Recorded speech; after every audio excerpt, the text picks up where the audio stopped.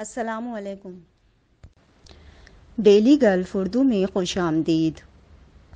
امارات کی ریاست فوجیرہ میں ایسا منصوبہ شروع کہ سیاح کھنچے آئیں۔ متحدہ عرب امارات میں دبئی اور ابوظہبی کے بعد فوجیرہ میں بھی سیاحوں کی دلچسپی کے بڑے منصوبے پر کام شروع کر دیا گیا۔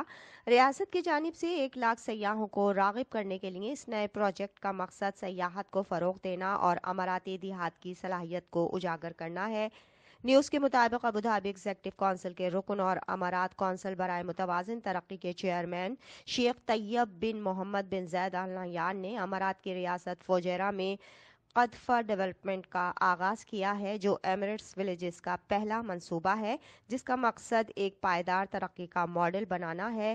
ایمریٹس ولیج پروجیکٹ کا مقصد اقتصادی اور سیاحتی نقطہ نظر سے گاؤں کی دوبارہ ترقی کا ایک نیا ماڈل قائم کرنا ہے۔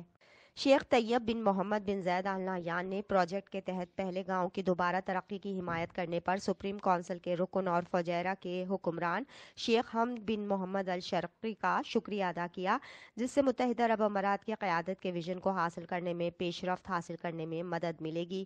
پائیدار ترقی کا ماڈل جو ملک کے دور دراز علاقوں کو فائدہ پہنچاتا ہے۔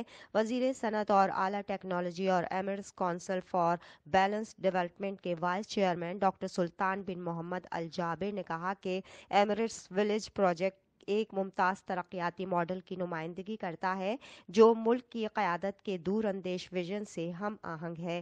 یہ منصوبہ سرکاری شعبے کے درمیان مؤثر شراکت داری پر انحصار کرتا ہے، جس کی نمائندگی امارات کونسل برائے متوازن ترقی، نجی شعبے اور مقامی کمیونٹیز کرتے ہیں۔ یہ منصوبہ پائیدار سماجی اور اقتصادی ترقی کے لیے ایک اہم ماڈل کی نمائندگی کرتا ہے۔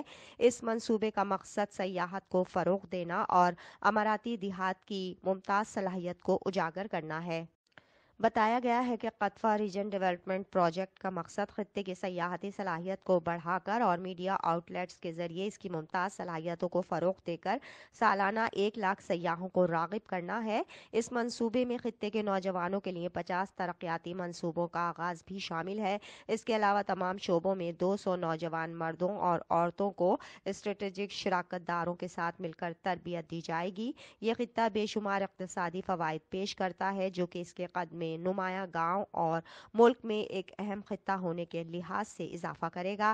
اس کے پاس 10 بلین درہم کا پاور پلانٹ بھی ہے جو تقریباً 3,80,000 گھروں کے لیے بجلی پیدا کرتا ہے۔ متحدہ عرب امارات میں قطفہ نخلستان وادی سق کے دور 2000 سے 1300 قبل مسیح میں تدفین کے مقام کو دیا جانے والا نام ہے۔